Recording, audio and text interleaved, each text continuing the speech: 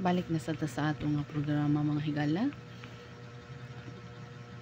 Dita maglangan nag-ingon diri sa pulong sa Dios, diri sa Numbers. Nag-ingon siya diri sa Numbers chapter 9 verse 15. Nag-ingon siya diri no. Saad ang paganod dito sa tulda nga tagbuanan. Ang panganod dito sa tulda nga tagbuanan. Sa adlaw nga gipatindog ang tulda nga tagbuanan, gipalibutan kini sa panganod gikan sa gabii hangtod sa buntag. Kini nga panganod daw sa kalayo nga nagasiga. Mao kini ang kanunay nga mahitabo kun adlaw anaa kini libot sa tulda ug kun gabii nagasiga kini nga daw kalayo.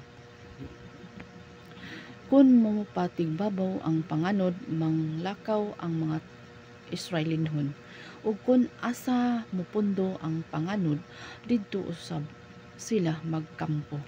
Busa nagalakaw ug nagakampo ang mga Israelinhon sumala sa mando sa Ginoo. Mapabilin sila sa kampo samtang anaa pa ang panganod ibabaw sa tulda.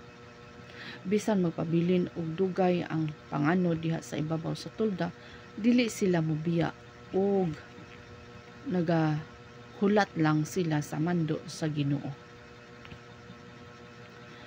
Usahay magpabilin lang og pipila ka adlaw ang panganod diha ibabaw sa tulda. Busa ang mga tawo magpabilin usab og mga pipila lang ka adlaw didto. Unya manglakaw na usab sila sumala sa mando sa Ginoo. Usahay magpabilin kini og usa lang ka gabii ug pagkasunod adlaw mupaibabaw na kini ug manglakaw na usab dayon ang mga Israelinhon adlaw man o gabii, basta mupaibabaw na ang panganod.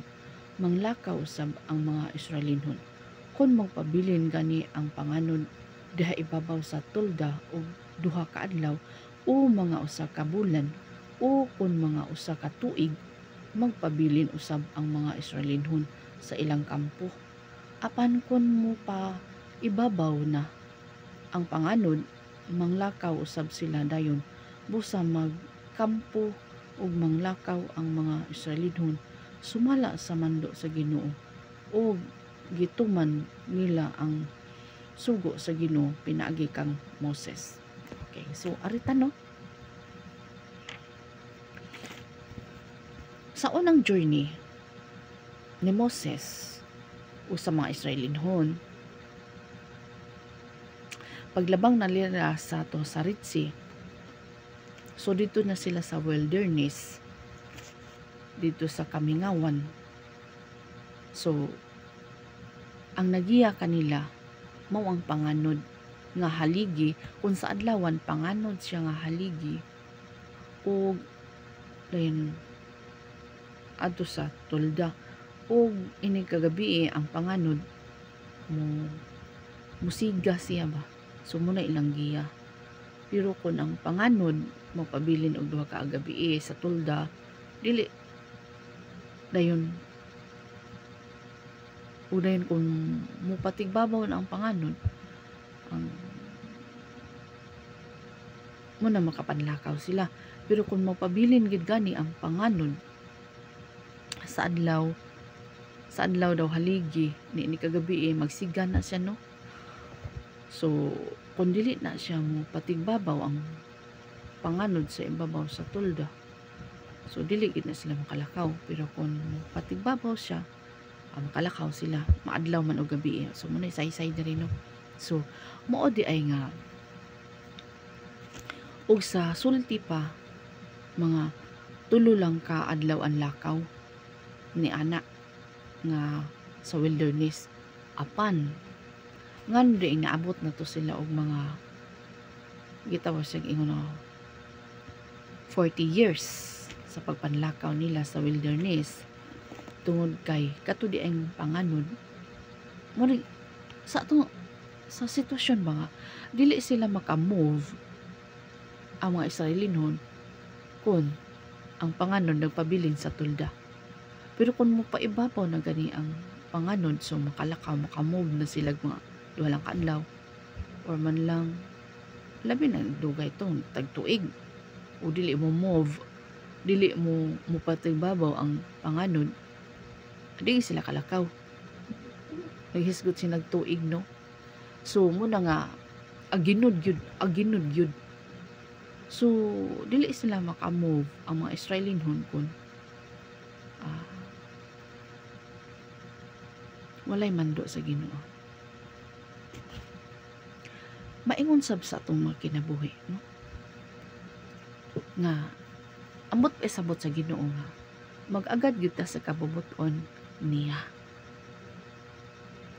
Daw aduna tay mga plano sa atong kinabuhi, pero ang plano sa Dios mao gyud mabuot sa atong kinabuhi.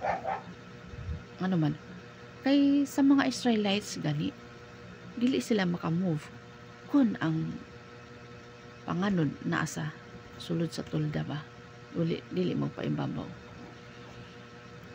So dili makamove ang mga Israelites kung walay mando sa Ginoo. O mo paibabaw na o ba lang magpabilin bang ang panganod sa sulod sa katuig. Ing ana, no? So maingon usab sa atong mga kinabuhi karon nga kung unsa may atong mga plano, ato jud ipananghid sa Ginoo. Lord, nga maadto ko dito dapita, anang naagyud ka. Unsa giingon sa Ginoo ato nila? Ingon nga, sige, panlakaw mo dito. Ana, unsa giingon ni Moses? Ginoo, kundi naman lang po kamukuyog, ay nalang may palakta. Maingon sa atong kinabuhi, no? Sa atong mga kinabuhi, nga kita, nagakinabuhi, diya sa Ginoo, mag-agat kita sa kabubuton sa Dios. Lord, kini ba imo ba ning kabubuton? So nagpasabot ba nga, dili ta mo move kung walay signal sa Ginoo ba? No? Kay kung mo move ta na walay signal sa Ginoo, mahugit ta na ma-failure ta. Amen? So kanang dako kaayo og bintaha ba nga kung kabubuton sa Ginoo, it's better, nindot. Pero mo na iyo na i-prayer gisa nato usa ta mo move na Lord, imo ba ning kabubuton? Kaya aron dili pod may ma-failure, Lord. Ana, no? Kabubuton ba ninyo mo Ginoo? Kaya aron nga kanang malipayon kita ba nga mga lagad sa Ginoo, ana mo na nga mag-agad kita sa kabubuton sa Dios. Lord, imo ba ning pagbuot? Ing ana, kung dili naman lang po imo pagbuot Ginoo, ay na lang po. So ing ana, no, nindot yung kaay, no, mag-agad tas kabubuton sa Ginoo. Naamay mga ingon nga problema, pero gamay ra, no, nga ingon ta nga salamat Lord. Diba? So mo dito sila nga balik ta sa mga Israelites, mo dito silang nadugay sila dito sa kamingawan, sa wilderness. Nga naman kay daghang mga pagsupak-supak ang mga Israelites ba, daghang mga pagsupak-supak sa Pangulo. Daghang pagsupak-supak sa na nagmando ba. Unya, wa pa sila kabalo nga ang pagsupak sa nagmando samang ni supak ka sa Dios. So hana lang, no. So nindot gid na nga mumumta nga kabubuton sa Ginoo. So ana lang,